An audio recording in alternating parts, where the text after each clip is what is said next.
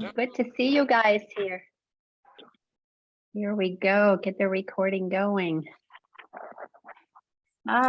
So good to see you guys here. Well, I first want to thank those of you who came to the ego workshop.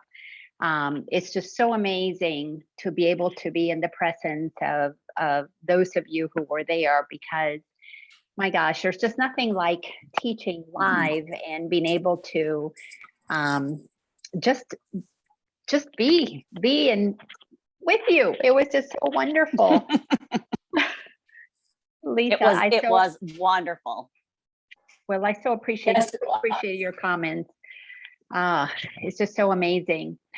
Lisa, if you don't mind, share what has understanding your ego done for you, because you have been on a journey with so much, with the 12 steps, committed work to really transforming yourself, to changing your mindset, to healing and making yourself whole. You've been on that journey, a couple of decades, haven't you? Yeah, it's been 20 plus years. What has it done for you, understanding your ego, when you look at the ego part in terms of the whole journey of healing and wholeness? The ego piece was so important for me to identify because, as you know, when we even started talking, everybody was doing something to me. Everybody, I was playing a victim role. And also that incessant freaking voice in my head, ego, kept messing with me and keeping me in a depressed state. And I will say that since this journey started, I can recognize that voice. I can recognize the voice in me, and I could see it in others and identify it really quickly. Oh, that's their ego talking. That's not them. And I think the best part for me is that I'm coming off my medication that I didn't need to begin with. I just had to shut up my ego voice. Yeah, that's powerful. That is so powerful. Very. And that is, there's a book written called The Way of Mastery, which is like a follow-up to A Course in Miracles. And in that book, Jesus is really clear. Our spiritualized ego, our ego that becomes a spiritual being, is the last thing that we must transcend, because it is the final, it's a final block to really moving out of our head and into our heart, because all of the spiritualized knowledge in our head will not keep us from experiencing pain and suffering that continues to block our heart. And that is something that we have to look at today. All of the spiritual teachers that many of us have followed, and we are beginning to realize, oh, wow, I see my ego, but they don't see theirs. And that's because it's a very tricky, insidious thing, as you have seen, as those of you who were there have seen. So thank you for sharing that. That's why I love teaching about the ego, because until I saw that part of me, I didn't experience real freedom. I thought I was free, but I wasn't, because I was projecting all the darkness in me outside, and I made myself so high and mighty and so smart and so aware and so, spiritual and know-it-all. Why can't those people get it? And it was because I was projecting out there that I hadn't quite gotten it.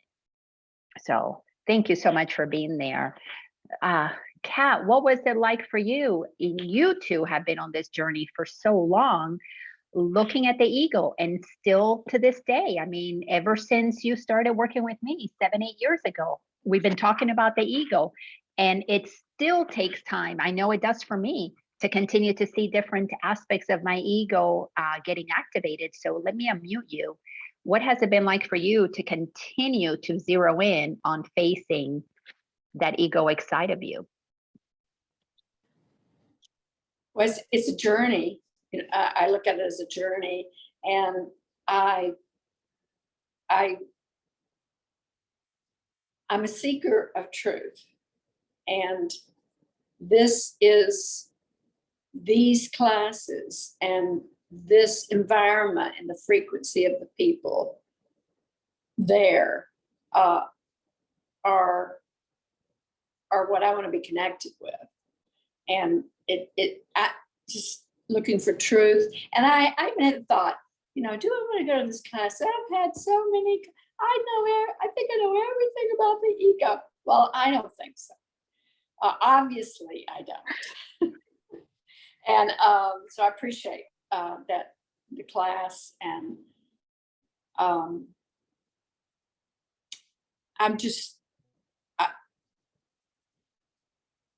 I recognize the ego in me, and the anxiety and fear that it can create. So these classes are a way to straighten up, like, reconnect. They keep us honest, don't they? They keep us honest when we are in a group setting and we are focusing on looking at that, and then we're sharing how we're seeing our issues or the issues that we're having, and then to zero in on how the ego mind is a trickster. It doesn't want us happy. It wants us miserable. It wants us judging and blaming and complaining, and that is just it's what it does. And humanity is going to have a really I'm going to say what's coming, which is nothing more than an opportunity to see the world that the ego has made. Because when you understand the Course in Miracles, it tells you the world that we have created, that the ego has created, the world of rules, laws, regulations, haves, have-nots, racism, sexism, all those isms. The world that the ego has created is the world that we think is real, and we are attempting to participate in it. And we think that's the world we're supposed to plug into, but it is breaking down because it's the world that we need to unplug from. It is the world that we need to leave so that we can actually stand sovereign in our own truth, stand sovereign in our own knowingness of who we are, so that we then can be used as vessels to co-create a world that is made by those of us who are grounded in knowing true oneness, which means that there is nobody to push against, there's nobody to fight against, there is only my ideas flowing through me, your ideas flowing through you. How can we bring them together, and bringing two ideas together that create one grander one? But we're going to be doing that. My idea with Jody's creates a grander idea. And then that grander idea connected to Kat's and Lisa's idea creates something bigger. And that then connected to Lawana's and connected to Christos creates something bigger. And then Vern can take that, and Pat can take that, and, LaTanya can take that, run with it, and create something even bigger. Because what is of God is designed to extend and expand and continue to grow and be alive, and forevermore be in infinite potential. Nothing is finished when it is of God's, but the ego thinks it finishes and accomplishes and done, and that's it, and then creates a box and a system, and I get an award, and I think that's it, and then I take ownership and it's mine, and look, I should get credit. But it's not meant to be that way when we operate from our soul, because who can take credit for that which belongs to all of us?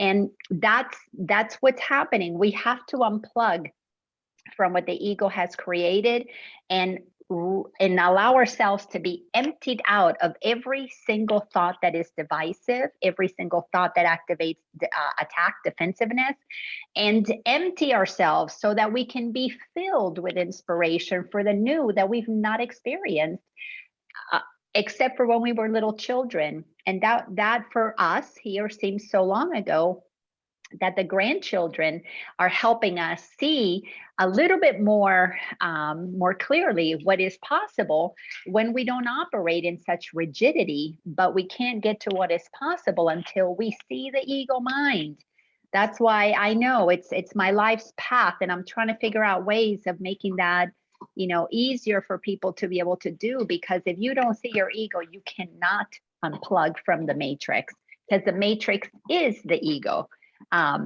It's the energy, the essence of the ego, and we think that it is real when it is actually not.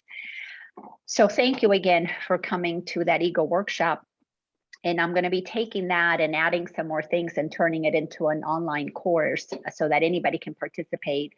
And I did want to make one quick little announcement. I think the Tuesday night gatherings, I think I'm going to bring them back to Zoom, because I think we're used to the Zoom connections, but not getting the participation for the live classes. But I do get people who say, oh, if I live closer, I'd be there, or, it's dinner time or whatever. So I want to take any obstacles out of gathering, but that's where I can offer more of the coaching and the talking about how to apply these materials into our lives, because Wednesdays, these are really, it's just me gifting you information. So it's really more of a one-way kind of a thing on Wednesdays. But the gatherings on Tuesday evenings is more of a community supporting and living. That's why it's called Living A Course in Miracles. So I just want to check in. Can you send the link for the Tuesday night, since it's going to be just live? I was going to ask about that. I wasn't sure how that worked out. Yes, I'm going to stop doing the live and just doing it online. So I will redo those links and have it so that I send it out and people can register for it. So thank you, sweetie. All right, I want to hear from anybody else. Just quick comments, not looking so much for coaching, but tell me, how are you applying? Yes, Rebecca, I'm so glad that you're here also. Tell me, how are you applying some of these teachings into your life, specifically to defenselessness, because that has been the topic we've been on for the last couple of Wednesdays. But how are you experiencing defenselessness in your life? So just please unmute yourself or raise your hand, and then I'll unmute you.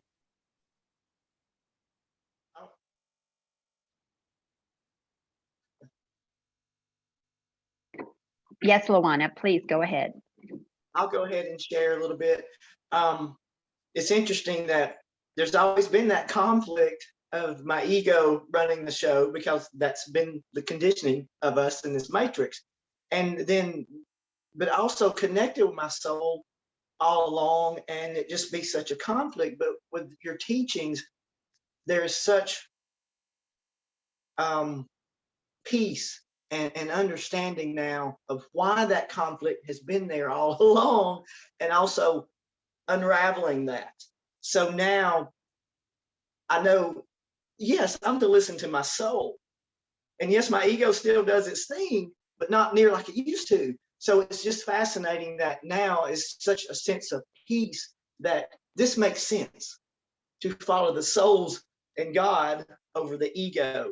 And now it's just working all this out. And I know it's ongoing, but it's such a shift for me. And the workshop really, it's just interesting. It's like I said, it's layers. And yeah, so the workshop opened up another deeper understanding of it.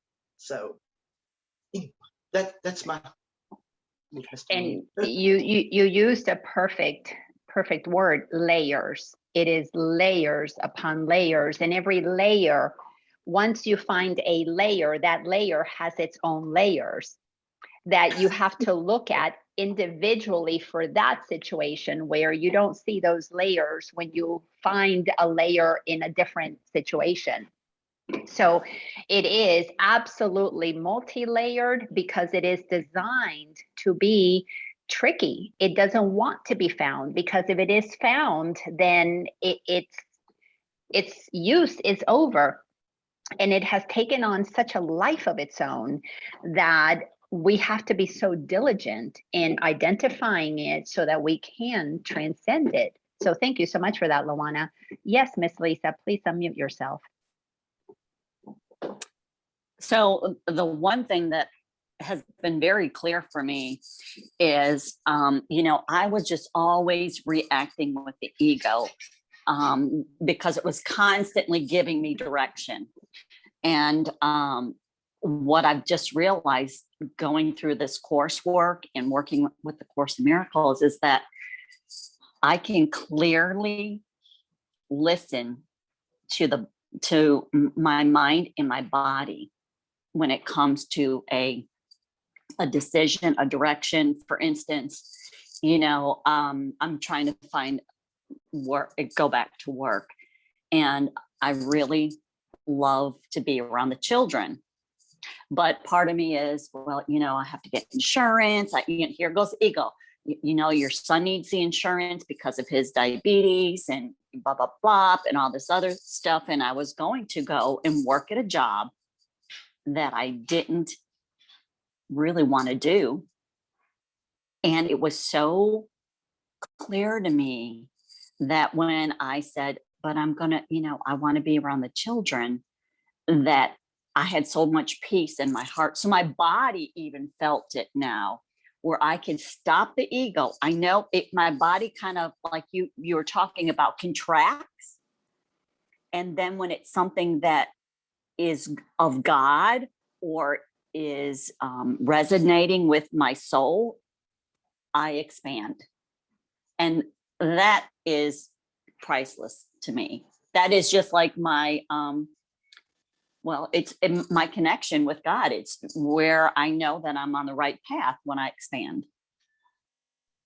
Absolutely. And you guys in the workshop got to see the visual. Let me go grab it and switch it up here. Take the paper off. So I had these two printed. And when we understand that when we are in alignment with our soul, we are flowing up and expanding.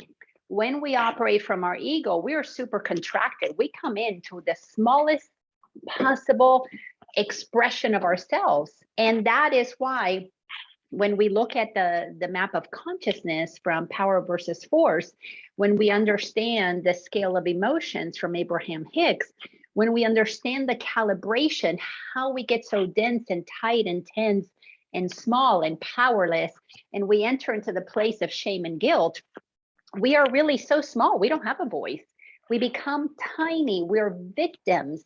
And the crazy thing about all of this is victimhood starts with our agreement that we are what other people think about us, not who God created us to be. So we begin victimhood by making ourselves compliant to external people. And then the ego takes us and little by little victimizes us to the point that if you don't really watch what's going on, and most people don't have the awareness to do that, especially if you are born into a lower frequency and you yourself incarnate at a lower frequency, because we all incarnate at the level of consciousness that we leave at. So if you left at a really low frequency before, low consciousness, you're going to incarnate at that level, because it's like grades in school. You start where you left off. It's like we all take a break during the summer. We leave school during the summer. We left second grade, take a break in the summer. You come back in third grade. You have a lifetime. You have the death transition. You take the summer off, take a break. You come back to third grade, to the next incarnation, and you pick up where you left off, because humanity remains here on this planet holding that frequency that you left from. So you got to work through that. If you don't have a higher consciousness to operate in the muck of humanity, you are not going to be able to transcend it as easily. But if you have a higher consciousness, when you're a child, you say no to the insanity that your parents or others are attempting to teach you, and you hold your frequency. But that's very challenging, except for our generation, but it is the normal for the new kids coming in. So thank you so much for sharing that, Lisa. When you begin to learn how to honor your voice, like you want to work with children, look at the age that you begin to speak your voice and expand your voice to say what it is that you want. Today's children, they come in and they're like, no, don't box me in. But us, we have a lot of work to do to reclaim our voice and speak it, because there is nothing in this world, nothing external that is a one size fits all, because every single one of us is totally and completely unique. That's why our fingerprints are not the same. That's why you cannot have a jab. I don't want to say the word so that they don't take this video down. You can't have a jab that is one size fits all. It's not possible. We are unique individuals, and our beliefs activate our chemistry, which means chemistries are different based on what it is that we know is true about us. So there's not one food that is applicable to everybody. There's not one place for vacation that satisfies each person. There's not one way of education that fits everybody. And we have to understand the uniqueness and the individuality of the essence of who we each are as infinite expressions of the divine. Yes, Jody, and after Jody, we'll go to LaTanya, and then we'll get into the teachings of "In my defenselessness, my safety lies." Yes, Miss Jody. I love your visual in the back. That's so beautiful. I wish I could see it a little. I wish I could see some of the words, but that's so exciting. I've been with you for years, and I love seeing it in just beautiful. So thanks for sharing that. Maybe you can send me a picture later. Anyway, I want to share one thing, and that is the ego.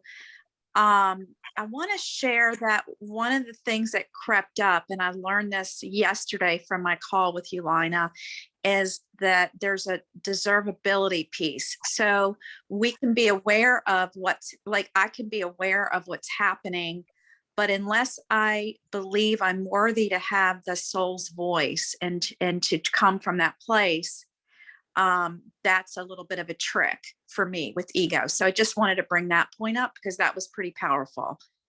Well, but that's tied directly to what Lisa was saying. We think we have to do what we're supposed to do because we don't deep down inside feel that we deserve to have what it is, what we desire, because the ego is a contraction of who we are, contraction of our worth into unworth, contraction of our infinite self into a very finite, limited self, contraction of what I deserve to I better settle for just this, because that's exactly what it is. We learn to get by, and then we suffer with what little we have allowed ourselves to experience. So very cool. Thank you for sharing that. All right, Miss LaTanya.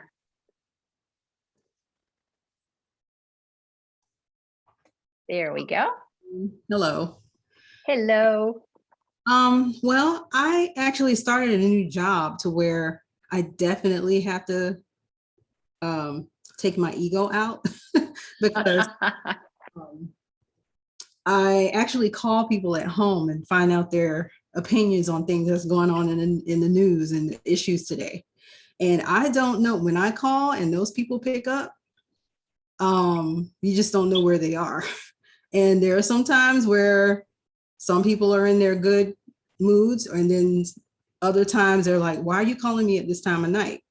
And I would get, cussed out or something, and I'll have to turn on my empathy, and I would actually have to stay in a biased or objective kind of way.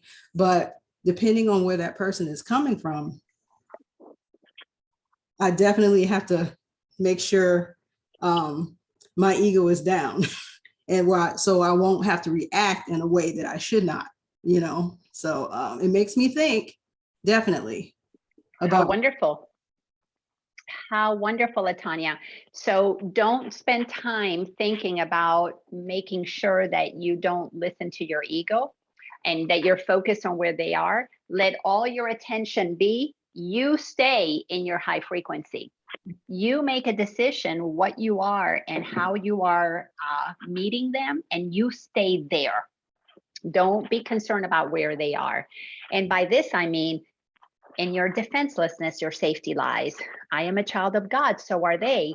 Everything is a call for love or an expression of love. You come expressing love, being the one who decides, oh my goodness, I get to call you and ask you for your opinion. How blessed am I that I'm going to have the opportunity to hear what you have to say. And if you have nothing to say, if you have something mean to say, I get to be the one who receives that with love, because you are a child of God and you deserve to be heard. That's why you're calling. They deserve to be heard. And if you just stay in that space, oh my goodness, God is using you in a beautiful way to sprinkle compassion in people's homes and they don't even know what's going on. Yeah, it's been interesting. So good. Thank you. Thank you for sharing that. So let's get into the lesson. And this is, we are continuing. We're continuing inside of lesson 153. If somebody can put that in the chat box. The title of it is "In My Defenselessness, My Safety Lies." And we have completed all the way through paragraph 14. Today, we're going to pick up on 15. But remember that this particular lesson is wanting us to understand that the world doesn't provide any safety, none whatsoever. The ego makes us think that the stuff out there is what makes us safe, but it is actually what we become attached to. And when it moves, and it has to move because it's a world of impermanence, when it moves, we're going to suffer. The boyfriend's going to leave us. The girlfriend is going to, the wife might die. The job may go away. The government may collapse. The medical system may become corrupt. The Social Security system may go bust. There could be a war. This is the world out there of impermanence, and we have to be really clear that the only thing that is permanent is what is inside of us. The eternal Christ consciousness, the essence of God expressing itself individually through you and I, is what is called the Christ consciousness. Jesus as a man was able to tap into that. Buddha to a lesser extent, but to a great extent because he learned about the mind. Jesus is the one who took the teachings of Buddha from understanding the mind, which you have to understand, understanding the ego. And then you've got to go into the heart and transcend the ego, which is what, to me, Buddhism has not been able to do. But it is what Jesus taught us to do, which is why he said he was the way. And Jesus is teaching us how to activate Christ consciousness. So he's called the Christ, not because he's the only Christ, but he activated his Christ consciousness, which is the certainty that he and the Father, Mother, God, Creator, Source are one, which you and I are all one with as well. So not only does the world not provide any safety, but defenses, when we defend ourselves, it tells us in paragraph 4, defenses are the costliest of all of the prices the ego would exact. Because when we get defensive, we are telling ourselves that we're unsafe, that person can attack us. Then it flips it and gives us permission to attack them back. And this is why we keep doing the same thing, expecting different results. And we can't get out of warring with one country with another. We can't get out of warring, one family with another, one person with another, or warring within ourselves, lifetime after lifetime after lifetime that we incarnate. Also, it tells us very clearly in paragraph 5 that when we are operating from the ego, we are its slave. The minute we start defending ourselves, we become a slave to a system that constantly has us have to, what's the word? Come on, consciousness, bring me the word, prove ourselves. And this is why you couldn't find your worth, Jody, because all of this conditioning to prove ourselves. And until we stop defending ourselves, we can't sit quietly to find the part of us that is the Christ consciousness that needs to express itself, not prove itself, but express itself. We got to let it out of the cage we have placed it. Then we understand that defenselessness is strength. It testifies to the recognition of Christ in you.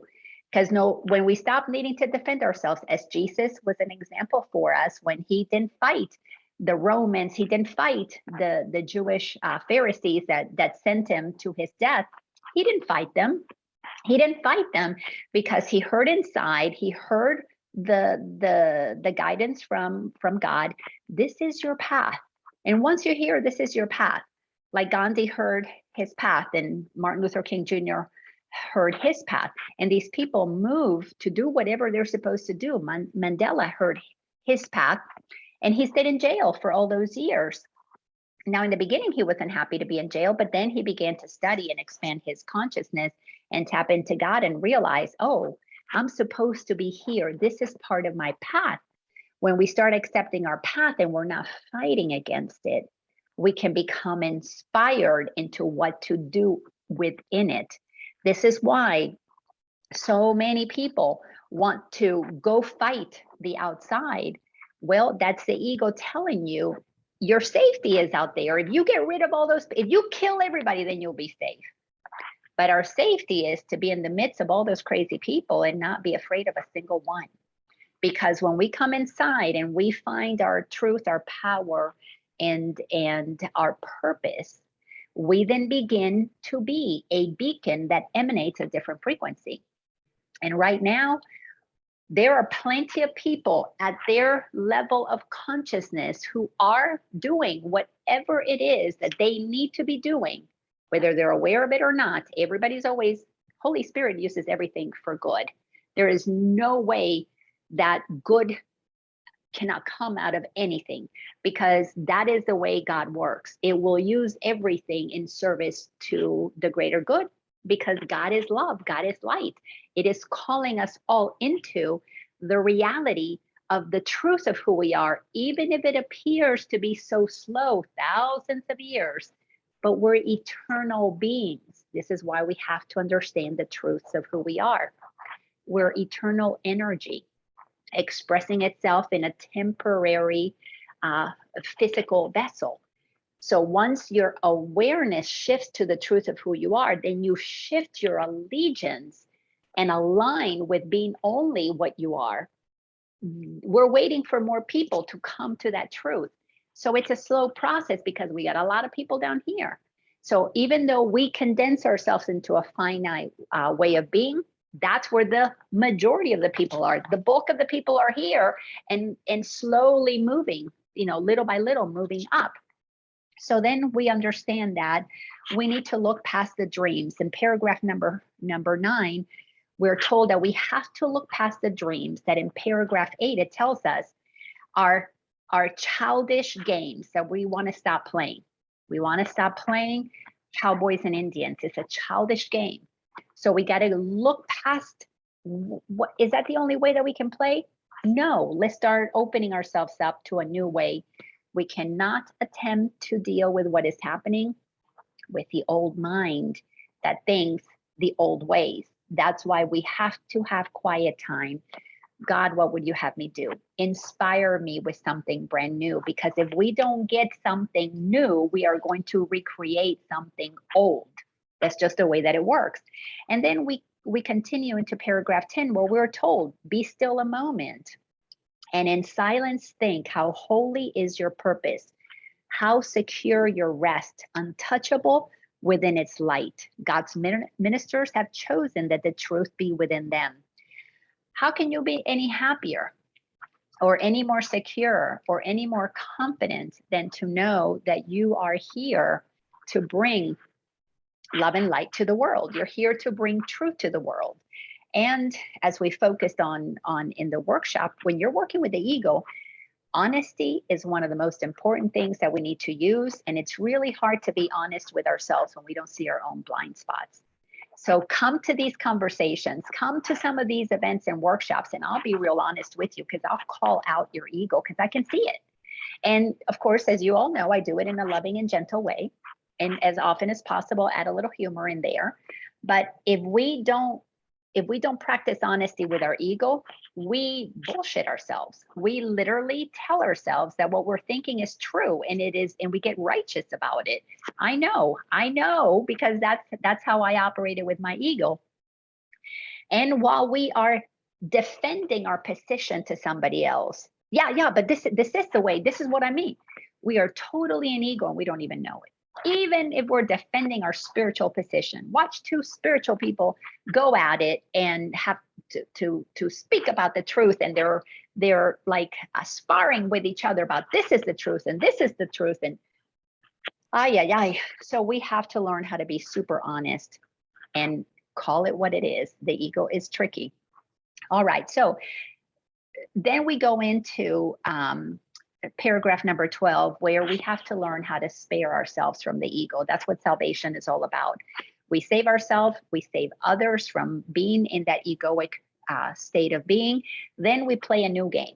Then we shift the game. This is the 5D game. We move into the higher frequency, higher consciousness. We begin to play a game of gentleness, of compassion, of collaboration.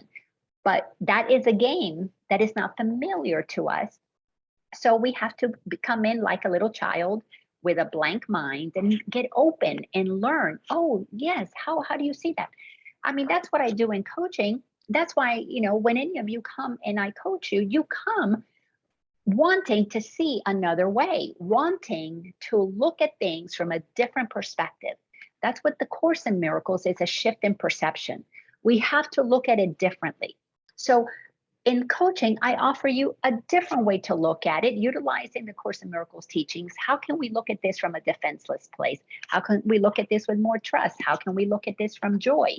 Because until you begin to access all of the characteristics that are inherent in your own Christed self, you are blocking those characteristics by your justification for your righteousness in the way that the ego sees things.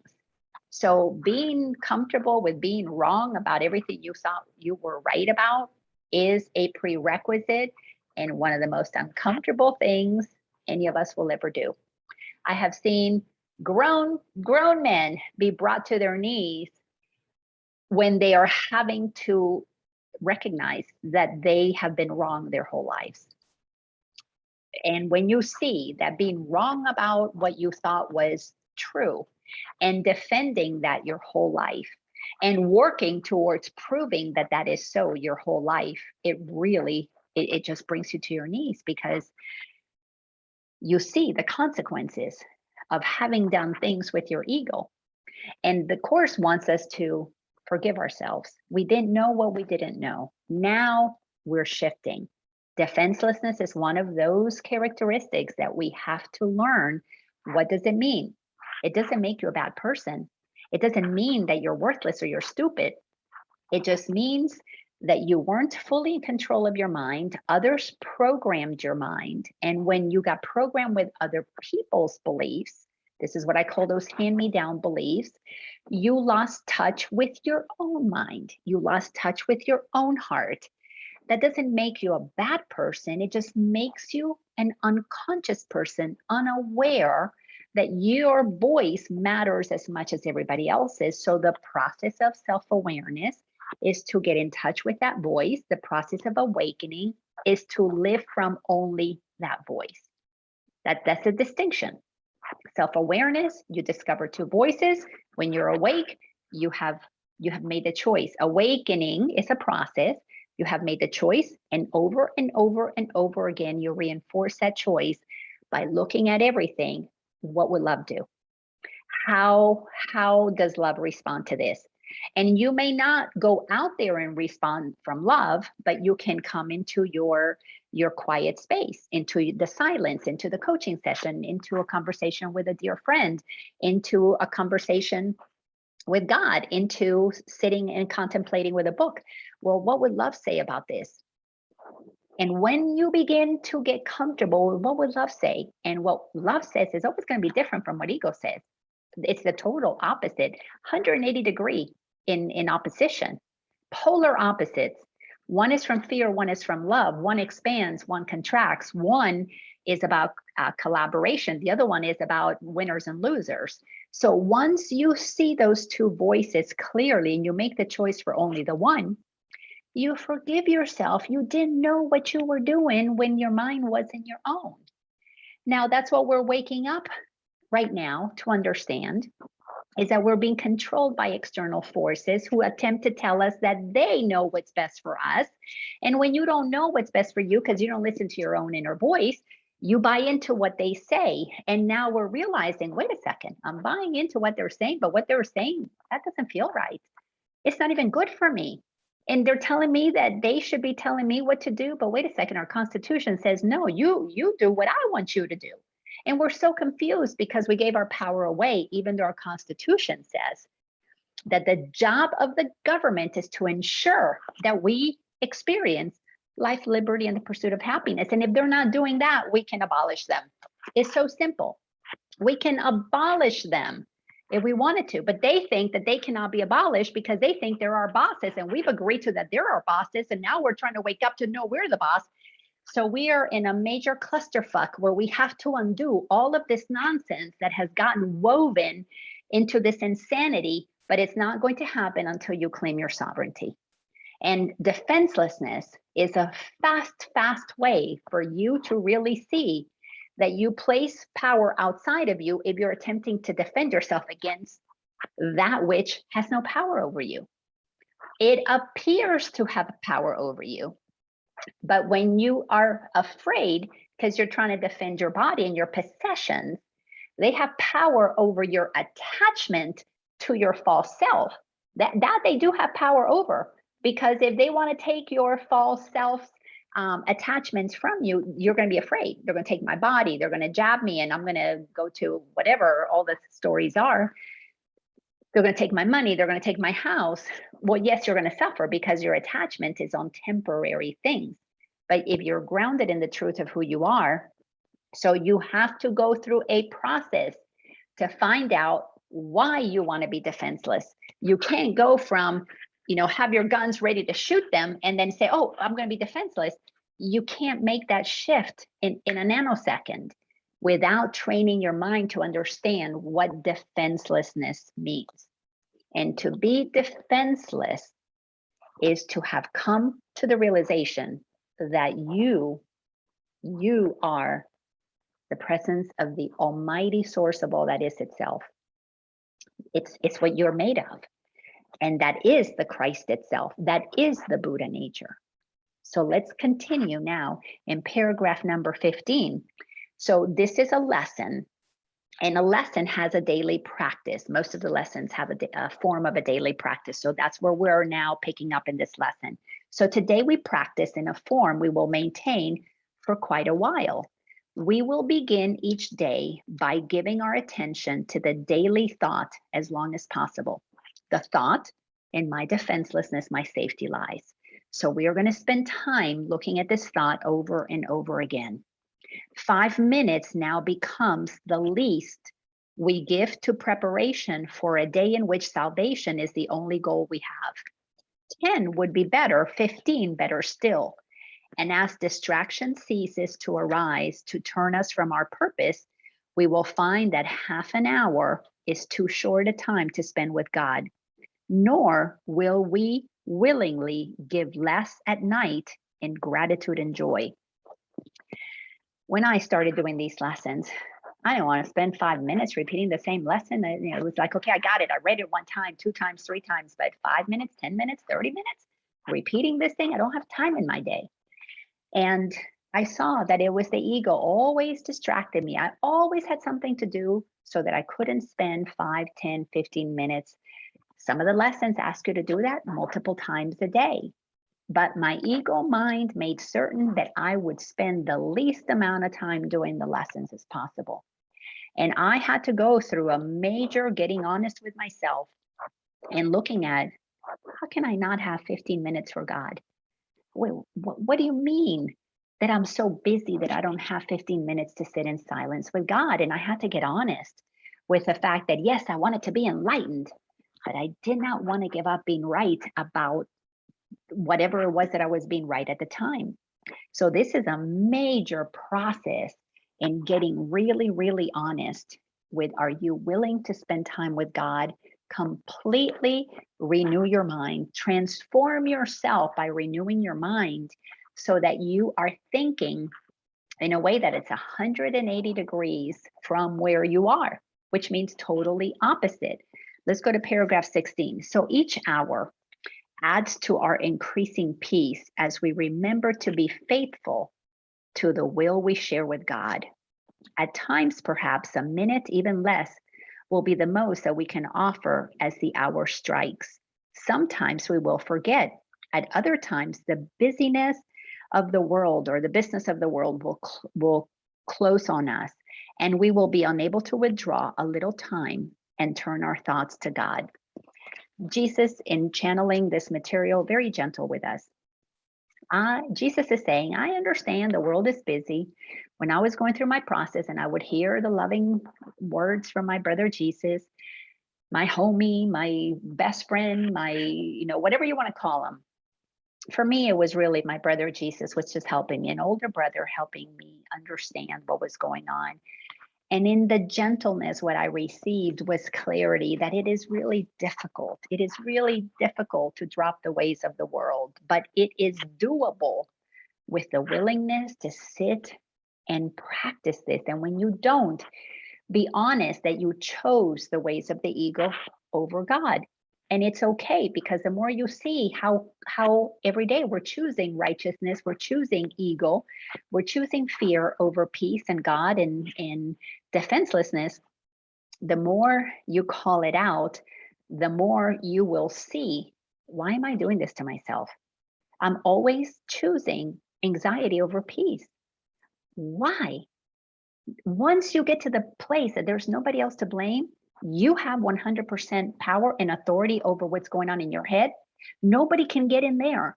Nobody can get in your head, make you think anything. Yes, you got programmed before you knew that you had the ability to say, no, thank you. I will not receive that information. But now that you're old enough to know that every thought that you think, you are the one who decides to think it. So if you're thinking I'm not good enough, if you're thinking I'm an idiot, if you're thinking I'm better than somebody else, nobody is thinking that for you except for you. So if you think I can't be with God and I don't want peace, and you choose to go be angry, be defensive, be whatever, you chose to think that thought is going to have the consequence of discomfort in your body. You make yourself tight, tense, and in unease, which means all your dis-ease comes from your thoughts. Now, this is not meant to guilt you. It is meant to shake you and have you realize how powerful you are. That if you have the choice between this way or that way, again, 180 degrees, do you want to go up or do you want to go down? As Abraham says, do you want to go downstream and flow with God, or do you want to go upstream and paddle? This is upstream. To keep going down into the ego story is to go downstream. I'm sorry, to go upstream, because you're fighting, you're battling. But to flow with God, to expand yourself, is what Abraham calls downstream. Let yourself be on a raft and be taken. Let the currents move you. Well, that's what God wants to do for you, but God can't move you if your mind is stuck in a certain place. And once you're righteous about something, God can't move you from there until you use your free will to say, not my will, but yours be done. Until you say, maybe this thought is not the best one for me. Maybe this thought is incorrect. Maybe this thought is low frequency. Let me give it to you, God. What would you want me to think instead? And inspiration, intuition, all kinds of things will come your way. I've had billboards giving me messages because I said, I want to know. And then I'm driving and I'm in the car. I used to be a realtor. I'm in the car. So billboards were talking to me. You know how much spirituality I got from billboards? Oh, amazing. Absolutely amazing. Paragraph 17. Yet when we can, we will observe our trust as ministers of God in hourly remembrance of our mission and his love. Do you trust? Do you trust that you're a minister of God? Do you trust that you're here to bring love and light? If you trust that you're a bringer of love and light, then be honest when you block your love and your light, when you withhold it from somebody else or from yourself. You've got to learn to trust that what you're reading, if it feels good, it's true. So if you are the bringer of love and light, and you go out there and you spew some negativity on somebody else, in that moment, you blocked the light in you and you dumped a whole bunch of darkness on them. Be honest. Yes, I just yelled at you, or I just judged you, or I just, got defensive and attacked you. That was very dark, low frequency stuff. I'm very sorry for doing that. Please forgive me. If you can have a conversation with them. If you don't feel comfortable to have the conversation with them, you don't want to call back the person you were talking to, Latanya, the day before, you just simply forgive yourself for having done that, and you recognize it for you. And once you recognize it for you, you're cultivating trust in that the ways that you're learning in A Course in Miracles are actually true. Because until you accept 100% that you can be loving, you can be joyful, you can be defenseless, if you choose to, you won't trust that it will work for you. And the more you choose to do that, the more you will experience the efficacy of it. You want true science? Test what God is saying is true, and you will prove it to yourself. You will prove to yourself that it works, because you will feel the total and complete peace that comes from one who trusts the truths of God. And that peace passes all understanding, because the mind can't understand it. The ego mind that operates at the level of understanding cannot comprehend how you can be peaceful and somebody just cussed you out. The mind doesn't want to understand that. The mind wants to defend you and attack them so that you don't get to see that you can choose peace instead of that. And the minute you choose peace, you feel, wow, they're screaming and yelling at me and I'm peaceful. I didn't take it personally. And you taste that one time with conscious awareness, then you know you can return to it every single time. Then you do it 2 times, you do it 3 times, and before you know it, a year will go by and you'll look back and go, my goodness, I've had the most peaceful year. Nobody bothers me anymore. What happened? You made the choice one time to trust the word of God through the Course in Miracles, and you put into practice what it tells you. And when you put it into practice, you gave yourself the evidence that you have power over what's in your mind, that you can respond instead of react. And when you get that lesson, that you don't have to react to a single thing outside of you, especially if you stop reacting about spiritual stuff. Don't defend spiritual stuff. The one that defends spirituality is ego. If you are being spirit, what is there to defend? You know, everybody's on their journey. Everybody can believe whatever they want to believe. That's peace. That is extending light, rather. That is extending love. And that is what we have to give ourselves permission to feel once, twice, 3 times. And the minute you let yourself feel that a couple of times, you will not want to go back. You will not want to go back to the ego ways of judging and defensiveness and attacking. And we will quietly sit by and wait on him and listen to his voice. This is when you choose to go to God and listen to his voice and learn what he would have us do for an hour, to do the hour that is yet to come. Because we are always being given information, what to do now, what to do every step of the way. Every step of the way, guidance comes if you listen, while thanking him for all the gifts he gave us in the one gone by. That's why the Course says every lesson, everything is a lesson God would have us learn. And every lesson is here to reveal, did you come from love or fear? Were you defensive or defenseless? Were you listening to the ego or listening to God? Once you are clear of those 2 voices, everything about this journey gets so much easier, so much simpler.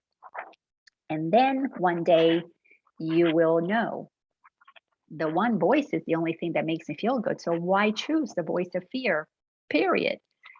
That's how the ego gets undone. It doesn't get undone because you say, I don't want to listen to my ego. It gets undone because you say, I only want to listen to God. You have to choose only love. You have to choose only peace. You don't undo the ego. Love dissolves it. You do love. Love dissolves the ego to the point that you won't even think those thoughts anymore, because there'll be a very different frequency from the one that you've decided that you want to experience. So in paragraph 18, in time with practice, and it could be years, it could be decades. Right now, it could be really quick because we are needed in this mass awakening that we're in the middle of. But in time with practice, you will never cease to think of him, to think of God, and hear his loving voice guiding your footsteps into quiet ways. where you will walk in true defenselessness. For you will know that heaven goes with you. Kingdom of heaven is within. What is heaven? The most peaceful place you could possibly ever experience. How do you experience that? Don't put yourself in hell. Stop activating hateful thoughts. That's hell. Stop activating judgments and begin the process of realizing that everybody has free will. And the darkness out there is created by beings who, just like me, just like you, are God expressing itself, albeit everyone at whatever level of consciousness they're at. Nobody out there is a bad person. Nobody. We have to get clear about that. Everybody is the expression of God, but they have suppressed the ability to hear God. So they do bad things because they're talking from their ego. They're operating from their ego. They're sending out egoic messages. Why are they sending out egoic messages? Because that's how they're calling for love from those who can send love and light. And I know I went through this. It took me a very long time. And by a long time, I'm talking at least, oh my God, a decade of getting my mind to stop judging other people as bad people, is doing something to hurt me. I had to get to the place that they were doing what they were doing because they were calling for my help. And my help, when you get clear that you're a minister for God's work, you are a teacher of God here, the help that they're calling for is for you to see the God in them, because the God in them, when you focus on the God in them and you call that forward, you acknowledge it. Hey, you have goodness in you. Why aren't you using your goodness? It makes their mind go, what? You're seeing something good in me while I'm about to shoot you or kill you? Until we really get that the teachers of God are teaching that God is in everyone. We're not helping them find their truth if we're attacking them back or trying to put them in their place or trying to fix them. They need for us to acknowledge what is not broken in them. That is what the world is calling for more than ever now, more than ever before. Do you know why there is so much activity in the realm of craziness? Because there is so much activity in the realm of godness, goodness. And there are so many of us who know the truth. So they got really activated because there are so many of us who can see the light in them. And it's only going to intensify because more and more people that awaken means more and more craziness to prove to us that are awake the power of love, to eradicate the craziness, because it doesn't help. It does not help to keep blaming the outside for taking your power away when you realize that the power is in you and you incarnate it. We incarnated to forget that we are the love and light so that we could remember that we are the love and light and then shine it. Shine it. Let me keep reading here. Sentence number 3 inside of paragraph number 18. Nor would you keep your mind away from him, from God, a moment, even though your time is spent in offering salvation to the world. Think you he will not make this possible for you who chose to carry out his plan for the salvation of the world and yours? If you decide, God, please use me to sprinkle love and light everywhere I go, you will be used. And it does not mean, I want to be so clear here, because I know for some of you this is really important. It does not mean that you may not fire a gun. If that's the guidance that you get to defend, to protect, we are in a density, we are in a third density. Well, right now we are moving, our consciousness is moving to fifth dimension. So many of us can think a high frequency, and a gun is not even part of fifth dimension, but while we're still in the 4D world, we're operating with 3D people. Sometimes a gun is going to be what we have to pull out. And we're supposed to use it when we hear guidance, to use it not to make ourselves right and them wrong, but rather that that's the only way that that other being was going to hear you. So there is so much that we still need to understand about what is going on in the world. And at whatever level of consciousness we're at, we have to be honest. Did I just experience grief? Did I experience anger? Did I experience pride? Am I moving up to courage? Am I neutral? Up here, there's no room for guns and bullets and whatever war, because that's the realm of peace. Down here, controls and forcing and guns and whatever, prisons, that's part of the realm that we are in. So we've got to be honest about the anger that we're experiencing, the fear, the need to defend ourselves. We've got to be honest about that, because we're not here. We're not here to get the outer world to stop doing what they're doing. We're here to change our mind about the outer world so we can stop making it real. Because when we change our mind, we will come together with those who vibe at that frequency, and we will co-create a whole new earth. But battling the older does not move us to the new earth. Those are opposite frequencies, 180 degrees. But the mind that wants to fight the older cannot be a mind that is co-creating the new earth. But a mind that is doing extending love in the old earth is a mind that is helping to convert more people who will shift to the new earth, because when they see you peaceful, after they judge you, conspiracy theorists and crazy kook, whatever, but they're watching.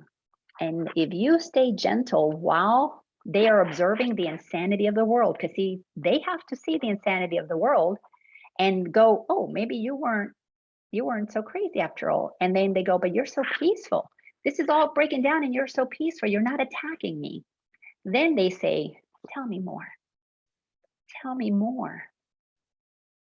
I don't know about you, but I never went to a spiritual teacher, to a spiritual book that was beating up on me, telling me how stupid I was, how wrong I was, how unconscious I was. I was drawn to those who were peaceful because I wanted to learn how to be like that. I never, ever, ever studied a book that said there's something wrong with you, Laina, and you need to fix it. That never entered into the realm of my desires. My desires were for who's vibing higher, because something inside of me, it's like a little magnet, was being drawn to that higher frequency. Every single time we want to fix somebody, every single time we want to make them stop what they're doing, we are coming down to their frequency. We've got to get really clear. You've got to come down into the realm of suffering to get someone to stop suffering. Because if you didn't think they were suffering, you wouldn't see suffering. You would see, oh, their lessons. You know what? Those are their lessons. They're getting by with their lessons. Let me come here and flow with that. That's how they're getting their lessons. The total shift in perception. Paragraph 19 says, today, of course, this is a very long chapter. Today, our theme is our defenselessness. So you read all of this in one day. And soon, by the way, next week, I'll have my 365 lessons finally available. It's taken me a while. It's a lot of lessons to read and explain and put into video and format, yada, yada, yada. But today, our theme is our defenselessness. We are going to walk out of the house choosing not to be defensive. And pay attention, what's my mind doing? Who did it try to get defensive with? So I'm going to give you a little assignment. For the rest of the week, until we get together next Wednesday, for the rest of the week, I want you to take an inventory of every single time you get defensive. Everybody here has a smartphone. And if you don't, you've got, I'm sure, pen and paper. Write down, what were you defending? Why did you have to get all huffy with a person at the grocery store? Well, they cut me off. What are you defending? Well, I deserve to not be cut off. It is so crucial that you get honest with yourself and you see that every single time you're protecting yourself, you're defending your weak self. You're not trusting your holy higher self that needs no defense. You're not trusting the Christ nature that is inside of you. You're not accessing that truth. Defending yourself is to defend your weak self, to defend the part of you that is really a victim and in its attack of others becomes a bully. Those are two sides of the same coin. Get clear, where are you, through honest inquiry. Today, our theme is our defenselessness. We clothe ourselves in it as we prepare to meet the day. We rise up strong in Christ and let our weakness disappear. As we remember that his strength abides in us, we will remind ourselves that he remains beside us through the day and never leaves our weakness unsupported by his strength. We call upon his strength each time we feel the threat of our defenses undermine our certainty of our purpose. We will pause a moment as he tells us, I am here. We have to cultivate a relationship with the voice, call it intuition, call it Holy Spirit, call it, Jesus, call it Buddha, call it Bambi, call it whatever you want to call the voice that guides you. You have to acknowledge that the voice can always talk to you, but you cannot hear it if you're listening to the voice of the ego. The only way to quiet the ego is to allow the voice for God to get louder in you. And it won't scream at you, never will, and it won't get that loud, but allow you to hear it. The more you trust it, the more you decide, hey, it's there, I'm counting on you. The more you commit to say, I'm entitled to the miracle right now of peace. The moment you acknowledge that you have that power in you is the moment that you begin to really recognize that you don't have to react to the ego. And this is where you've got to get clear. There's a mighty power inside of you. And where is that intuition coming from? If it's not coming from your head, not coming from your ego programming from the outer world, it must be coming from somewhere deep within you. So what can be deep within you that can guide you in such clear, powerful ways to the best possible outcome that could ever exist? What can that be? God. That's why you and God are one. It's not going to be anything other than the power of the creative source that wants to have the opportunity to create through you, to extend you to realms that you never could go on your own, while you have been totally contracted into a finite idea of who you are thanks to your ego. Because the ego is what blocks it at every step of the way. You have to unblock it by acknowledging that what you are removing is giving you access to the power of this voice within you. The last paragraph, 20. Your practicing will now begin to take the earnestness of love to help you keep your mind from wandering from its intent. Be not afraid nor timid. There can be no doubt that you will reach your final goal. Let me repeat this first sentence. Your practicing will now begin to take the earnestness of love to help you keep your mind from wandering from its intent. This is where you prove to yourself that you love yourself. This is where self-love comes in. You have to love yourself enough to not listen to things that hurt you. You have to choose that you only want peace instead of being right. That you only want to be happy instead of being right. That you only want connection instead of being right. That is self-love, because you will prove to yourself that love is in yourself. This proves to you that you have a higher self, that the love that you feel is you keeping yourself from hurting yourself with righteousness. And when you stop yourself from being right and defending yourself, you will fall in love with you, because it just makes me want to cry. Until I stopped using my mind to hurt myself and to create division in my relationships and to create such disconnection and such disdain for others and so much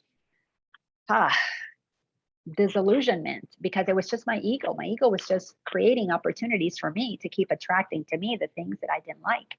And I had to quiet myself. And instead of blaming them, which is what the world taught me to do, I had to look at, why am I doing this?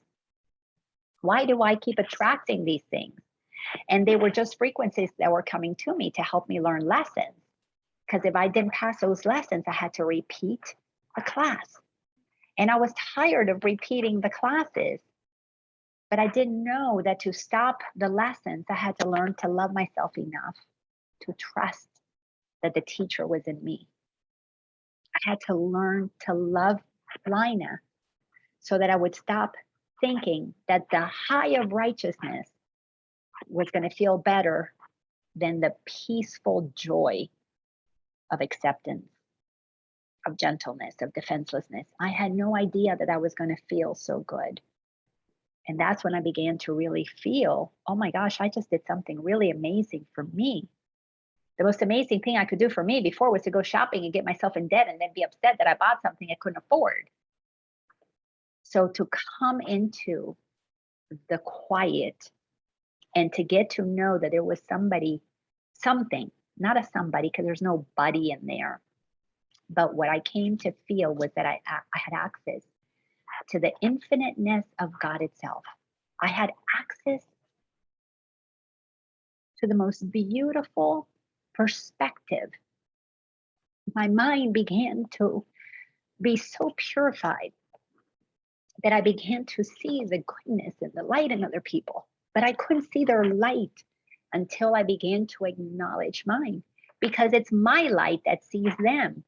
Have you ever walked around with a flashlight and you think, oh, I see you, but how do you see them? You see them because your light is shining on them. You're holding the flashlight and you can see them. So you've got to turn your light on so that then you can see them in their light. And that requires that you make a commitment to choose peace over being right. And when you make that decision, it's like God takes over. God takes over because the assistance, the help, everything that you need is made available to you, because God needs helpers. God needs helpers because so many are crying for God, crying for love, crying for peace. They don't know how to do it, but we become those teachers for God. Because the more of us, let's say that there's 1 billion of us who are aware of what's going on and 7 billion are not. Those 7 billion, out of those 7 billion, probably a good 6.5 billion want peace instead of the insanity that they're in. Well, how are they going to get that if we don't show them the way? Because others showed us the way. That's why we've got to do this work inside of us and then be an example of it for others to see how we did it. Because in our circles, the people that we know, they're the ones who are going, you crazy person. But then they see you peaceful and not judging, and they see you calm, and they see you grounded. That's what they want. Then they'll be interested in talking to you. Asking you, what did you read? What did you do? How did you get there? But while we're judgmental, while we're righteous, they don't want that, because they know they're righteous. They're tired of their righteousness. They want peace. So we've got to be that. So the ministers of God, sentence 4, the ministers of God can never fail, because the love and strength and peace that shine from them to all their brothers come from Him, come from God. This is where you begin to realize in humbleness that you are not the source of the light. You are a carrier of the light. You are the vessel where that light can shine through. Our work is to take care of this physical vessel, this physical body, so that it lasts as long as possible, as healthy as possible, to extend the love and light of God. It's as if that light is this price jewel. It's like a Tiffany diamond inside of us. We are the blue box that just holds this diamond. But the diamond's not meant to stay in that blue box. It's meant to shine. So it is for us to cultivate a relationship with God, and you will not be able to feel God until you stop defending yourself. Because in your defenselessness, you will be able to hear why you needed to defend and attack. And once you get familiar with those voices of the ego that gives you reason why you should, a justification, why they deserve it, it is in that awareness of the crazy voice in your head that you will choose. But that's the voice that makes me uncomfortable. I don't want to listen to that anymore. Then you decide, well, I'm going to stop thinking it. I'm going to stop thinking that that's true. I'm going to stop thinking that that's what I should do. And you little by little convert yourself from the old idea to the new idea, the old thought to the new one. And it's absolutely magical. Let me say this again, sentence number 4. The ministers of God can never fail because the love and strength and peace that shine from them to all their brothers and sisters come from God, from the source. These are his gifts to you. Defenselessness is all you need to give him in return. You lay aside but what was never real to look on Christ and see his sinlessness. There is a Christ in us that is sinless, which means it's perfect, it's innocent. And this sentence here that says, these are his gifts to you. The Course says that giving and receiving are one. You will never feel another person loving you. You can only feel, because you can only feel your body, you loving them. You feel the love that moves through you. So all of us who say, oh, so-and-so stop loving me, is because we started shutting down and not loving them. When you open up that love, then what happens is one who is not blocking love and can be an acceptance of all that is, can be an acceptance of others how they are, their love extending, your love extending, you feel the co-creation, the expansion. Ooh, excuse me. What we feel is the amplification of where 2 or more are gathered. But the love that is inside of you that you feel is the gift that God has placed in each and every one of us. And the reason that gift was placed inside of us is so we couldn't lose it. Because God knew, if it was like keys, we would lose it because they're outside of us. But that gift, the gift of love, of light, of peace, of knowledge, placed inside of us where it cannot be lost. And while we dilly-dallied with all the things that the ego had us looking for outside of ourselves, we lost our way to where it was. We were looking for love in all the wrong places. Now we got to come inside and let that love out. Because when you are not defending yourself, you will be able to love others. Because when you can see them as, oh, wow, that brother, that sister, look at how insane they are. I recognize it in them because I've been there. I remember that was at the low frequency of grief, at the low frequency of guilt, at the low frequency of blame. I remember that. It's a call for love. I found love in me, so let me send some their way through my gentleness, my defenselessness, my open-mindedness, my patience, my gentleness with them. Now they feel safe to open up their heart and extend their love. And once they feel safe to be themselves in our presence, they will then go, whoa. At first they'll say, oh, I felt so good around you. And you have to correct them. Say, no, you felt good around me because you dropped your defenses because I came in undefended. So because you didn't feel attacked, you felt like it was okay for you to express yourself. So you felt you, I felt me. Let's be clear. You were feeling God in you, I was feeling God in me, but together we created something more beautiful. And that's how the new earth is going to be created. More and more of us being willing to not be afraid to extend love by being honest about the ways the ego tells us that we should be afraid and scared of other people.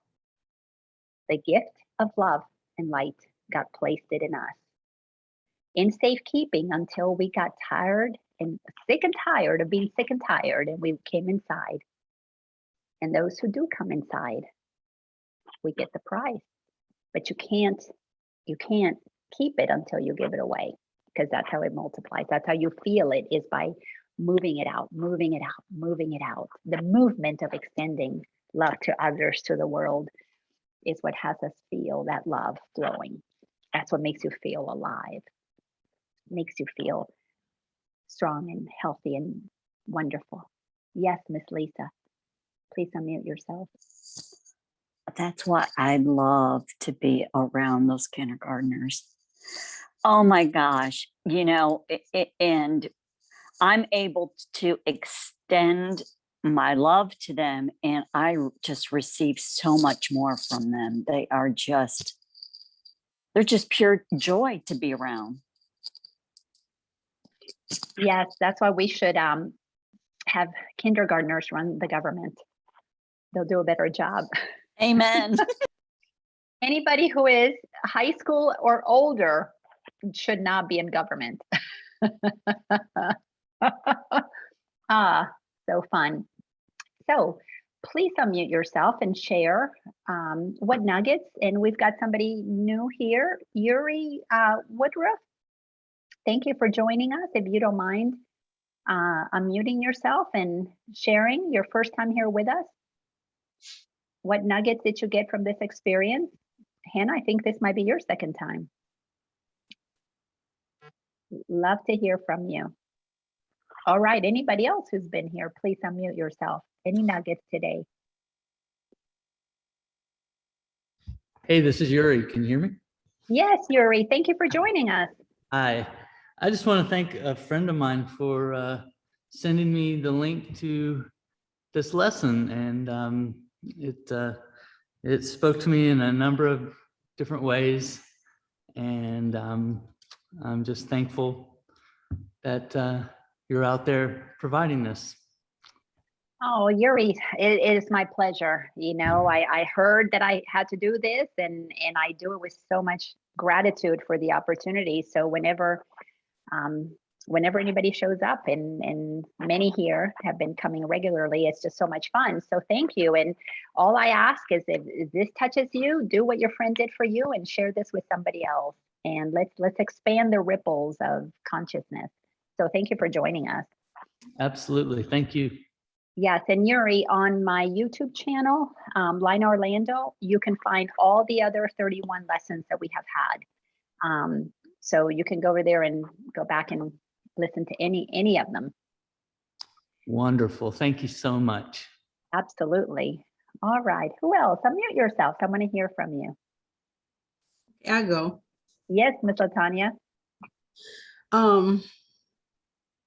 This made me reflect on the life of Jesus, or the information that we did get from the Bible, where I was thinking that Jesus, he didn't really have anything, I don't think he owned anything. He was just a free for all, like, just going wherever he was going, but he never worried about anything, because everything, he was going downstream. Right. And everything was provided for him. If he needed a place to stay, hey, come here, you can stay here. And of course, with his miraculous ways, those things were, provided for others. But I was thinking, even in my life, as I think about going or choosing to go downstream, things just happen, in a good way. And even if I get in that place to where I'm worried, I will get, or anxious, I will get little messages. Hey, the other day or the other week or something, I said, oh gosh, I need a sign. Please, God, help me. And then not even 2 minutes, email came in. I just saw the subject. It said, Latanya, everything will be okay. And I said, you know what, y'all are something else. But I love the fact of going downstream, just letting it flow. And those steps, as you take a step in that trust, it'll light up for you. Everything will be provided. So I love that you were talking about Jesus's life. I'm reading the book. I think it's called The Writings of Jesus. or Jesus writings, something like that. Writings is in the title.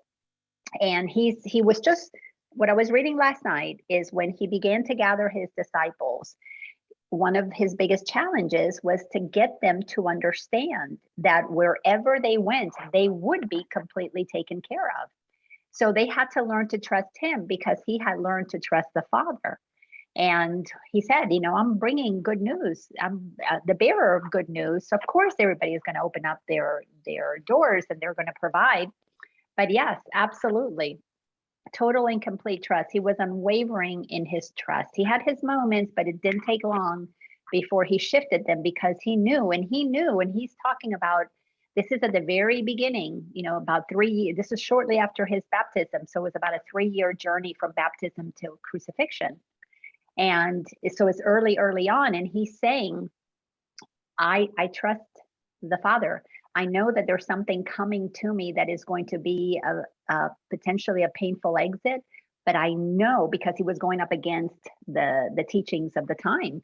He was considered a heretic, so he knew death was imminent. But he said, but I don't mind, because I know I'm doing my father's work. So yeah, he trusted.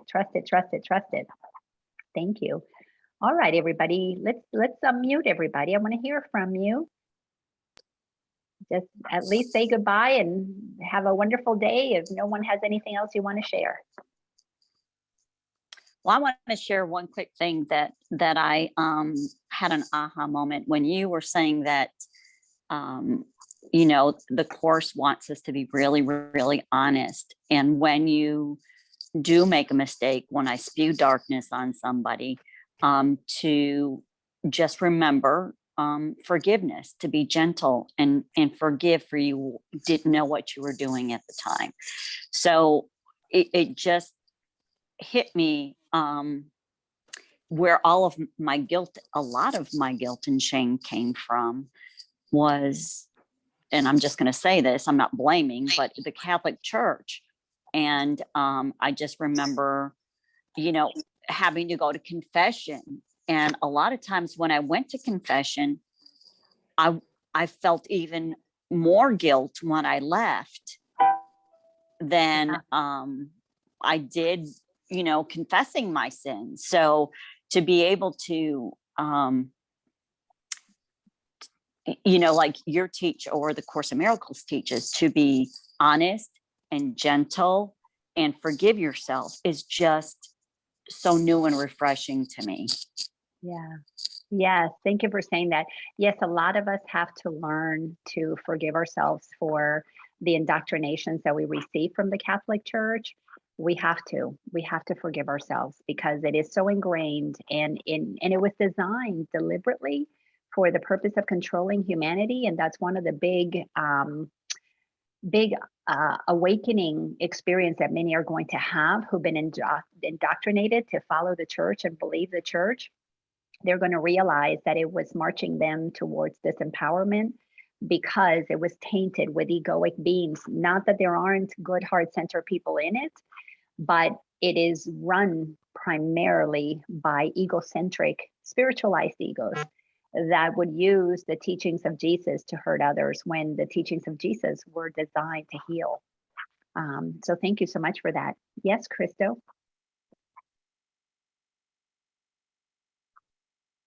So much that can be said, that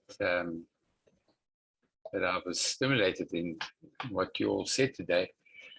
In the beginning, when you spoke about recognizing, what about the recognition? How did you experience your recognizing your ego in the Course, and that, having been involved for decades with that recognition doesn't qualify me to be an expert in any way, because you've got to work at it every day. and the reminder, on the course we did last week was just going to another level, of recognition. It's almost like it would be so useful to sit down every now and again, or if not every day, and say, "How are you doing, ego?" And then reminding it that it's servant. I'm the boss here, and So it was really nice to go to another level of a reminder that it's something that one's got to practice, be observant of it all the time. But what the beautiful thing about it also for me is that in doing so, it gives me the total responsibility, and that's very empowering, to be have such an obvious reminder that I'm responsible for everything that I'm doing, because in that is such amazing rewards, plural. And also when you mentioned about the lovers, feeling love is really based on how much love you're giving. It's because if you've got smokes and mirrors around you, you're not going to feel any love from anybody that is being reflected, because it's based on your own reflection. And that's also responsibility again. So the more responsible I am, the deeper I can go with the love that I'm sharing and experiencing. So yeah, that was some good, strong, powerful reminders. Thank you so much. Thank you. Thank you. Well, how wonderful to see you all. And I am so grateful. Yes. All right. Thank you, Vern. Thank you for the comments. Yes, Latanya. Say no to Satan. No. You all have a wonderful day. And thank you so much for those who came to the class. It was wonderful. It was so much fun. I love doing that. And I look forward to seeing the rest of you. I'll put information out, and we'll do the Tuesday nights online. And I'm going to adjust the price to that, because since I don't have to pay rent for a space, we can do it online, and that will be even better. So thank you all so much for being here. I love you all. Love you, Laina. Thank Thank you. Love you. you, Thank you. Laina. Thank you. Bye. Bye. Lots of good moments today. I Thank wrote you. three sheets from both sides. I love you. You look so cute. Bye. Thank you. Bye-bye, Love everybody. you. Bye-bye. Bye.